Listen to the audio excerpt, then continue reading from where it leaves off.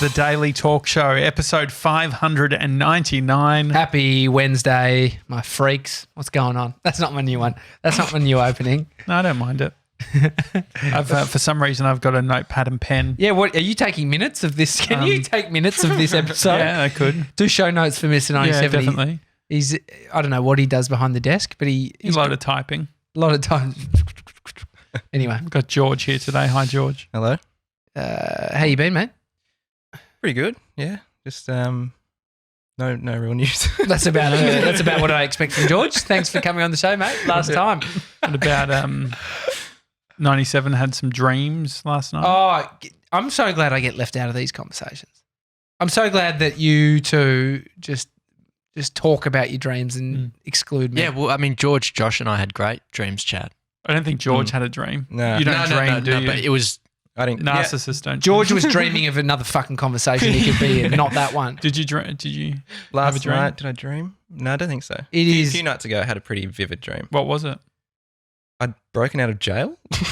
Oh, yeah. And Billie Eilish was the security guard or something. Really? It sounds like a good music video. Yeah.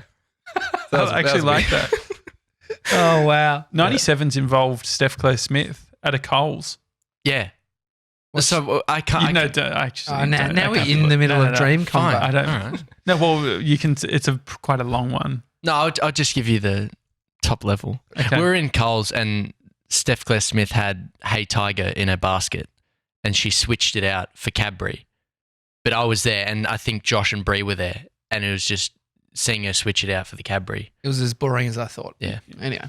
I went on a train with Seth Godin in my dream last night. That's a dream I can get. Yeah. And it was like... Train rides with Seth. And the thing was, I was trying to impress him. He was like, I want to catch a train everywhere in Melbourne. And so I just had to I just remember having to sort out how does the train system work in Melbourne before he got there. It was very stressful. I mean, most of these dreams are driven around anxieties. Mr. 97. What are you worried about? Yeah. What could you possibly have to worry about? What do you mean? No, it's because I was on Steph Claire Smith's Instagram stories, and of course you were. She was she got a message she got sent stuff from Hey Tiger, and so that's great. All right. Now I just don't know what's reality and what's not because it's all potential. Well, yeah, they're blending it through. But you won't find Hey Tiger at a Coles. No, that was one of the biggest issues with the dream. Yeah. And then she also walked up the wrong way of the escalator. Yeah. You've got your notepad and pen out. I saw some guys at. They were obviously having a meeting with some bloke, and I love eavesdropping on conversation. And I mean, you could have just plonked you and I into this conversation because it was two guys that own a video production company and speaking with somebody about video production. He was like an agency guy. But one had a notepad and pen. Do you think it's a requirement? And then today I went to a meeting this morning, didn't take anything. I had my bag, but I didn't get out notepad and pen. What do you think it signals when you're getting out a notepad and pen, and when do you not have to get out your notepad and pen? I think if it's a client meeting where potentially there will be actions, notepad and pen. The other day we were in a meeting and the person used my notepad and pen. Did they? Oh. They had their own notepad and pen, but I think because mine didn't have any lines, they were drawing diagrams. They're like, here, let me use your notepad. That was great. It was our mate Rowan. Yeah, and he drew a picture. He did a whole diagram. I tell you what, there's cut through. I was like, maybe I wanted to write something down. It's a real power move. But he had a notepad. Sorry, mate. I'm just gonna take your. He said, let me show you. I was like, what's wrong with you? And then not good enough for your moleskin? Actually drew a photo. Yeah, there you go. A cloud? Is that what you're doing? A tree? It's a nice tree. And yeah. So what do you think of that? I think it is. I mean, it's controversial that I've got no lines on this notepad. What's that matter though? I think that from a client perspective, you have to wonder, is this guy serious? Or a real creative. Yeah. Loves a bit of illustration. Because I find that sometimes I'll be writing a list of things I need to do and I'm just putting it anywhere on the page. I'll write it down on the right and then I'll do stuff there and then doing big arrows. I think it's a luxury having your lines, but then when you want to get a bit freaky with it, instead of just drawing on an angle or writing on an angle, Like you're kind of doing a brain dump. Yeah. Mind maps. I was trying to look up a good app for mind maps. Yeah. Anyone using mind map apps here? What is a mind map app? So you just imagine like it helps you build mind maps. So you have a thought. How do you connect it to another thought? Can't you just do it on paper? Like what is the app gonna offer? The app is just like being able to do it anywhere. Far out. I think the hard bit is always trying to find something to assist the thing that we're doing. Like an app, like paper. Awesome. But you've got to, I guess the thing is I want to make sure that I'm using it. I'm using Scrivener a lot, or Scrivener. Scrivener, Sebs? I think it's Scrivener. It's the, or Scrivener. Scrivener. It's like an app for writers. And so I've got the non-fiction template. I'm starting to build out a memoir potentially coming 2025. So so you have Notion, you have Drafts, and you've got Evernote. Scrivener. Evernote. I'm transitioning everything from Evernote to the other apps. But no, so I've sort of started with What's Drafts versus Scrivener? So Drafts, I mean, Scrivener is specifically for like you start building out chapters and things like that. For actually writing. Yeah, but Drafts is. Why are you laughing? Why is this? I don't know. It's absurd, isn't it? Yeah. It's quite But the thing is, all of a sudden, we don't know where things are going to head in 5 years. It could go either way. Yeah. So one of two things could happen. This could be very successful. Which? This. The podcast? The podcast. No, the whole thing. What's the whole thing? The show, the movement. Okay, great. Yeah. The revolution. Or it could go really badly. Either way, there's probably an interesting story. But you've got to... Yeah, I mean, do you think people are writing them as they're going? I think that's a bit indulgent. I think it's easier that way. Could you imagine if you created something successful and then had to go back and remember it all? Well, you just... I mean, it depends because you could easily just have a ghostwriter be interviewed, constantly talk about it, have it transcribed and have them sort of piece it all together. Depends if you want to be the... Do you think that's like narcissistic, me doing this? I actually think it's a good exercise to do. It'd be like morning pages with a bit more of a focus on what happened yesterday. Well, you're saying that, but we also remember I had a pile of index cards and I was writing chapter ideas for a book. Yeah. So every time, like we were going to write a book about it, having a partnership. Which I still think is a good idea. Yeah. If we can, you got to make it stick Scrivener first. Is sort of more sort of first person. Dumb name. It's the dumbest. Scrivener. Name. Scrivener. Yeah, not a good name. Grace wants to know, is Josh still writing the book or have I missed a conversation about it? That was so 2019. Well, so Seth is coming to Melbourne in May. I mean, just lead in with the answer if you want. I don't know. Have one. I don't know the answer. Do you know where it is? Yeah, it's in the cupboard at home. I'm more focused at the moment. Yes, it is. What about those loose sheets? That's there too, I think. Bree had some rebuttal, but I can't bring it up. Basically, she was saying, what was it about? Something about the book. You put it, on yesterday's episode. If you can't, I can't remember it. I can't remember it because the phone is live streaming right now. Oh, okay, so you can't get it. I think from listening to this conversation at this cafe, it just outlined how everyone has a similar version of the same problem. You know what I mean? Like you can so think you're unique to your own situation, the business, the partner, the life, but it's so easily transferable. Well, how different? Like if we're all sort of playing a very similar game, if there's only a certain set of problems that you could have.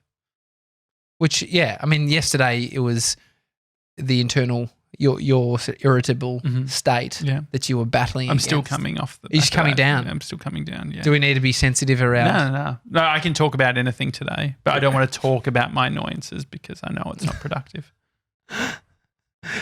Yeah. But, I was just like, it was a carbon copy of the conversations that we've had at some point listening to these two people. And so does it make you look at it and say, oh, we're annoying? No, it makes me look at it and go, we're not very unique. Maybe Josh shouldn't write a memoir. Well, I think when you're in the middle of thinking that this is the biggest issue, we don't know how to solve this problem, you could take a bit of weight off it by just getting some perspective of like, you know, this is something a lot of people are faced with. Well, I think that's why biographies are good. Why? If you read a biography, you're like, oh, these people have the exact same issues, right? Like, especially, I reckon comedians reading biographies or autobiographies by comedians, it's like they start off at the bottom. If you think about it, it's like they start off super poor, just trying to work, like just doing all the clubs, trying to make that work, and then they end up getting somewhere.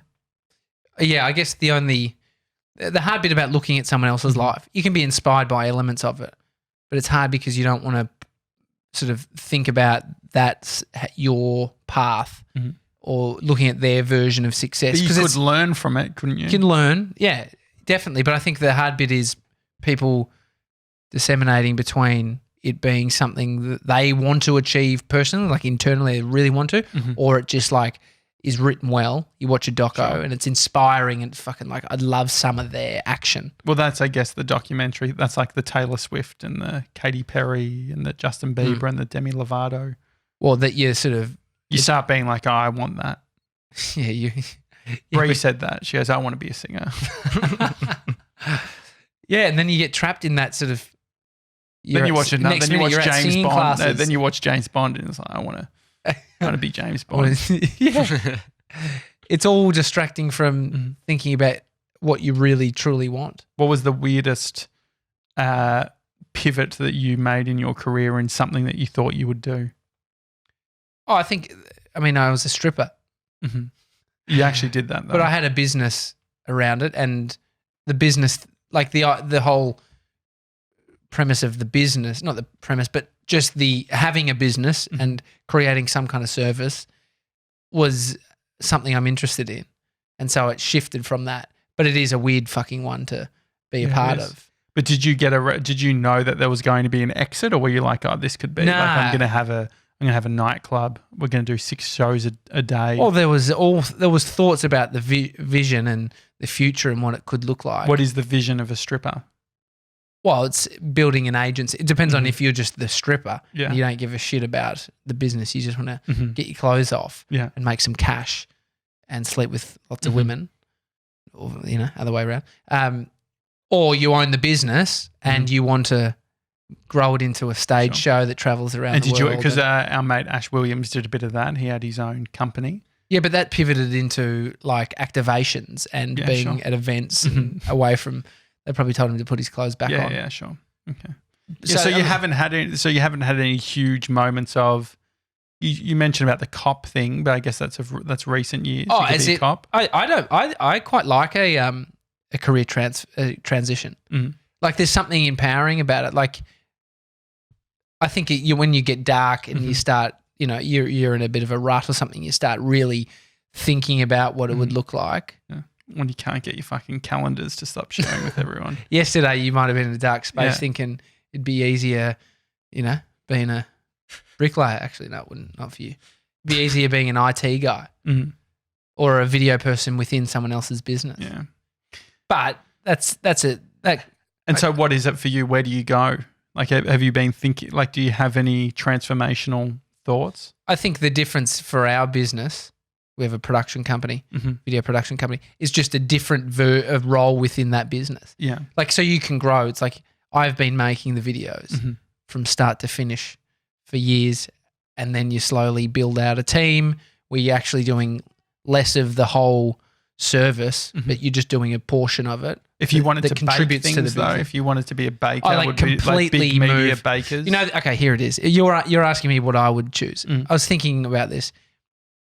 There is something about like building a business and getting busier and making more money, which requires probably more input a lot of the time to start with, at least to build it up. There's busy work. There's a lot going on. There's a lot of shit going on in your head. Slower, the PT lifestyle, being in that sort of exercise environment It means you train all the time. It's a slower life and you feel fucking great. You'd get back into it. Not necessarily PT. Maybe. I don't know. What about you, George? You're an editor by day. What have you thought about pivoting? Nah, not really. But like you were saying with the doco thing, watching like Justin Bieber and stuff, I had a similar thing the other day. I watched the Queen, the Queen one. The Queen, that's good. No, Rhapsody. Bohemian Rhapsody. Bohemian Rhapsody, yeah. And I was like, I'm going to be in a band. That's it. You're going to be in a band. Do you play an instrument? I used to play the drums when I was a kid. But yeah. The reason I was laughing is because I watched a doco on Hitler last night. You had a lot of dictator vibes today when you walked in. No, it was actually the annoying thing about the Hitler thing. So when you were saying that, I watched a documentary. I straight away went to Hitler, but I couldn't work out what was real and what wasn't. Like what was sort of dramatization type stuff. But so you wanted to join a band. Pivot. Nah, I like this industry. Okay. So I can't think of what. Well, if you couldn't do it, if you just were banned, somehow you got some. Probably a sports. Probably a footballer. Really? Soccer player. Are you athletic? Oh, you play some. I used to play pretty high-ish level for a kid, but God, it all happened in his childhood. When I was about 15, that was the deciding point of like, okay, well, if I don't make it next year, I'm not going to make it. And so you were. So that was soccer. Yeah. Oh, yeah. So his life ended at 15 and started again. Yeah, pretty much. And so that was when you pivoted. Yeah. To editing. What did you do as a kid? What were you doing when you? I was always in media, like doing movies in year 7. From year 7 onwards, we were sitting in the lunchroom, in the media room at lunch, like editing and stuff. Oh, that's good. It's always been the plan.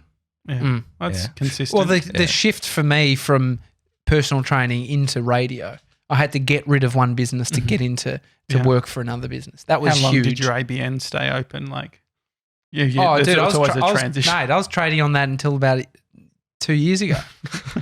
Like it was, I think it was Tom Jackett franchise personal trainer, and the only reason I got that was because the first job I went for was at Fitness First. And I got the position of being a trainer, which is basically like you can work, you just got to pay us fucking shitloads of rent to use the space and then you can build your clientele off the back. But I pulled the pin on that just before it was within the cooling off period of the contract. But for some reason they asked, I had no idea. What did it set up a certain way? Yeah, they said, can you set it up with Tom Jackett franchised personal trainer? And so I did that and I had it active for many years. I think I was even running video projects through it at some point. It's always like, why didn't you do why did you run away during the cooling off period? Who says I ran away? Oh, you walked away. I don't know how. Ran away was pretty dramatic. Yeah, you're a PT. It was a moment I sprinted out. No. I did like the induction. I didn't feel good about it. I was young. I was 17. I felt funny about it. And it was probably just anxious. I don't know. You know, at that point, you don't know if it's just because it's such a new thing that you're feeling funny or that you're actually not vibing it. What were you doing at the time before you took on that? Sweet FA. So were you doing any PT stuff? No. So I'd done my course and I was moving into it. And so it was a huge leap. It was probably getting thrown in the deep end, probably too far. And that's why it felt that way. But there was just something off about it. Anyway. How many people in the induction? There was maybe 4 or 5. Like there was a bunch of trainers already there. And so you then start integrating and you get to learn their systems. That's all it was. But I left that and I still didn't have my license then. Mum picked me up and I said, Mum, can you drop me past Bodyworld, which was a gym I'd trained at. I loved. I'd been going there since I was 15, with friends, and it was a real bodybuilding gym. And I walked in there. I said, can I speak to the owner? Bruce, lovely guy, so sweet.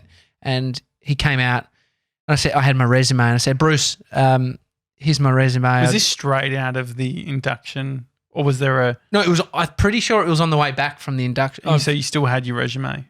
You had a copy? Mate, always. Okay. You just always had it ready.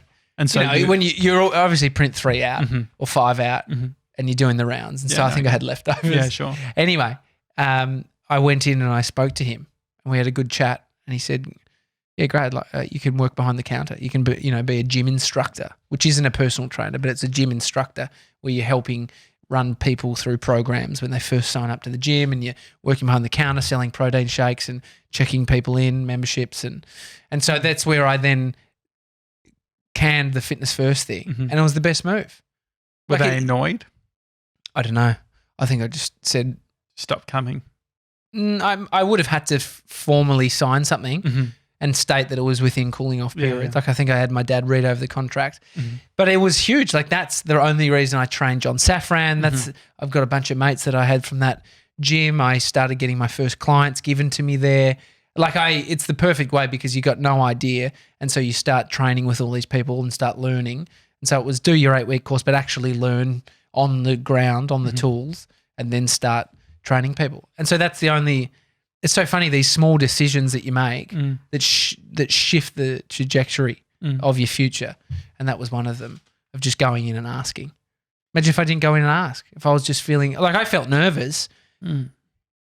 Yeah, but like if I didn't. I mean, I wonder what it was about the other version where you were being a PT. Do you think you were getting too much responsibility too quickly? It was like $300 a week rent. I wasn't paying fucking rent to live. And so it was... So the Fitness First model is even more expensive now. You can only train people that are members. You have to pay them regardless. It's like $400 a week rent. A lot. But you can make a shitload of money. There's trainers making $3,000 a week and they're paying, it's a small fee at that point. But it's very much probably suited to people who have established and know how to generate leads or walk up and talk to people, and so anyway, it's that was a shift. How long were you at Bodyworld? I worked there from 17 till 23, 24, like 6 years. on and off. Really? Yeah, that long? my whole PT career. I then had my studio, but I still went back and trained a few people there because people didn't want to come over to Albert Park. It was just convenient. John Safran didn't come to my studio. I'd just come back and train a few. And I trained there myself and I had all my mates there. And so, yeah, that was that. I mean, Sev's transition, what would you do? After the 10 years, please. Yeah. I would say something similar to PT, like sports science, wellness, health, cooking. I wouldn't be a complete chef, but it'd be all that integrated stuff. There is the attaching some kind of big, huge business to something is where the busyness starts.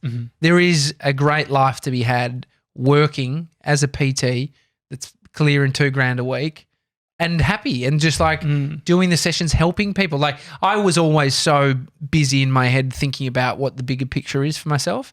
And that can be the trap because do you even want the busier picture? Well, that's the whole bigger friction. picture? I reckon that's been the friction in my career or life. It's like you want to.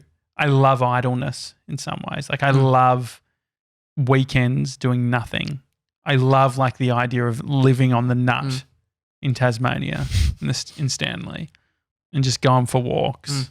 Like that sounds great. Yeah. Or even just like I was saying this to Jason Fox yesterday. It's like there's something about the idea of like being at the bottom of a mountain in a cottage and just doing stuff, but not too much stuff. Well, you got to be okay with.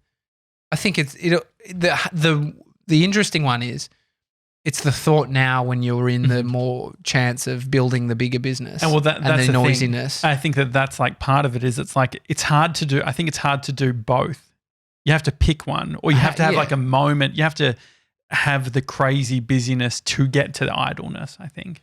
Yeah, and so for us, it's like going the other way of like, no, like more responsibilities, more people, more things, bigger space, which is obviously a scarier thing because you have more to lose, but it also has way more rewards. Yeah, I think I've reconciled the thought of not having that slow life and having a busier, bigger thing with the things like meditation, like that help you throughout that exercise, eating right. Like it's all these things help you be more optimal in your mental state and physical state. I think also it's like if you work hard, the idleness feels better. Idleness gets boring if that's all you're doing. You don't want to be in idleness thinking about how you should have fucking given it a crack and how you don't know. Because if you don't try, you failed. But then you also need to, I guess, be okay with the fact that there is a destination. Like, so for instance, I think that part of my thinking that I want to shift is that you somehow arrive, and then once you've arrived, you can then do the idle, like you can sort of chill a little bit more. But there is never an arrival of anything. Yeah, it's a bit annoying. And there's so many mixed messages in approaches, self-help books. Like we're looking at revenue targets, and then I was saying that's one book that sort of has you sort of prompting to set goals like that. Another one that's written by some successful people that say that was the worst decision for our business. And it's like, fuck, which one is it? Yeah. And so then you're confused and going, do I need to do more or do less, or stop focusing on a few things that I was doing and then just do that? Like, I think it's the opposite. It's being able to like go into the different versions or the different truths. Like the idea of saying, don't worry about building something that gives value, and just on that without considering revenue. I'm just drawing on my notepad right now. You're basic. Like I think that is the blind spot. I think that people that spend too much time saying it's either one or the other, which one am I going to pick? Whereas I think that it's about oscillating between the two. But within that oscillation, I think what can sometimes happen is you end up giving up on one strategy before going on to the next one. So it's like you don't have enough years or months or whatever it is in the cadence of revenue before you're like, oh no, we just need to be adding more value, giving more, doing all of that sort of thing. Yeah, it's noisy because you hear people say value first, or like telling you where to put your focus. But if your personal situation is you haven't even been able to build a business model that's sustainable, the information might not be specific for you. And so it's all individual. And that's even like thinking about, but if you're in the busy state and idleness is the goal, and you've realized only from getting to the busyness that it's like, I fucking hate every minute of this. I need a change. And then that's the challenge, to get out of the busyness to even shift it to the thing you think you want, even though in your head you've decided that it's the better option. Well, even think when I went away for like 4 months, like I was itching to get back to work by the end of it. And so I think there's something nice if you could build in like I'm going to do every 2 years I'm going to do 3 months away. And being able to build that, I think there's something cool in that. That'd be great. I mean, this becomes lifestyle design, which was a sort of buzzword for a while, but it's just it's short for what life do you actually want, and how does that look, and how can everything you do is kind of specific to creating that. Well, look at 4-hour work week and what that was like. I think that created a fair bit of confusion for people because people thought they could drop ship. No, but just think that work remotely, have some product that's selling, making money while you're sleeping. Like it's all buzzwordy, sounds good, is good. But if you're not into that shit, it's hard to deal with. It's hard to have a business like that. But I think he wrote, it's just a catchy title, which it's really stuck for him. But I guess it resonates with a certain group of people. Did with me 10 years ago when I was reading it. But it's also very confusing. I reckon if you're 18 at the start of your career, if you're trying to work out at 18, how do I not? I guess there needs to be a distinction between employment, like work/employment, and adding value to the world. And so if you're only working 4 hours a week, you got to do something else for the rest. And so I think that maybe what was missing in that book was identifying what you're actually going to do. Yeah. You're not going to do you want to just lay on a beach? Yeah. It's so visually makes so much sense. Also, Can you imagine like Seth using a Godin computer. tanning on the beach, just like 4-hour work week, guys. But also, like Seth is like, from what we've seen and what we've heard, he's like a super hard working dude. He's always shipping, always doing stuff. I'd prefer to do that with just a little bit of holiday stuff. Maybe. Just some feedback for you, mate, on that notepad. You drew absolutely nothing. I did. You drew like you squares. pulled my eyes down to it, like you were looking down to it. An arrow. 2 squares. 2 squares. No sense. It's more nonsensical. But it's more of a it's a power move because you looked. Yeah, I know, but I was looking at absolutely nothing, and I'm annoyed. George, To be honest. do we have any more details about your mum's bookshop? What the actual? I don't know. No, you can say no. What's the bookshop called again? The bookshop's called The Book Room. The book room. It was her idea, actually. She's like, oh, yeah, when we start doing the book club stuff, we'll have a code that you put in. It'll make it Gronk. Oh, that's good. I like that. Well done, Mum. You've only listened to like one episode. Your mum's written a review. Yeah. She wrote a review on Apple. Did you know that? Yeah, I know. It was a pretty niche reference, to be honest. It all is. That's it what all we is. love. So This is your Gronk move. if you're in Byron Bay, go to the book room. Go see Kaz. Is it Kaz? Yeah. She mainly works in Lennox, so you might not see her in Byron, but Oh, really? But you might. Oh, it's fine. she might be in there. But you just say My stepdad John will be in there. Okay. Say hi to John. Well, if you see John, just say, I listen to the Daily Talk Show, and then like buy a book, and then they'll be like, wow, those guys really Have support. have support. That's all we want. That's all we want. George And then is- maybe they'll, if I can't get a publisher for this memoir, maybe I could sell direct. Well, you can do your book launch there. I'd love that. That'd be Ask awesome. the author. Yeah. What an awesome place to go and do a book launch. Yeah. Look at him. You've just given him tingles and the guy hasn't written the book. Yeah. Like you should have seen the little... You haven't written any book. I've written. All right, mate, that was too far. I'll just give you like 10 seconds on 2 concepts that I've got. Okay. One of them is thought leadership. Right? I was thinking about thought leadership. 8, No, 7, no, don't count. Don't you think 6, thought leadership 5, is silly? 4, Yes. Because the thing is, no, I can't talk. I can't 2, talk if something else is happening. 1. That's all you had, mate. 10 seconds. Here's the thought. Is that per book or what? Anyway, so thought leadership is silly. Yeah. And then And the so other one? like I'm building out all of these like thought starters, and then I'm going to like explore them. And so the thought around thought leadership being silly is leadership is about action. Leadership is actually like being in the race and doing something.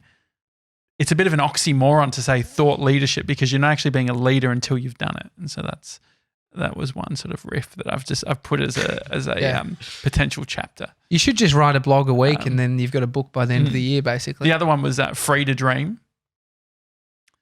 I think that I don't want it to be too These are self-helpy. just blog posts, dude. No, they're chapters. They're the start of chapters. Free to dream. It's like, I think that for most people, there's all that we've got these limiting beliefs around what we can do.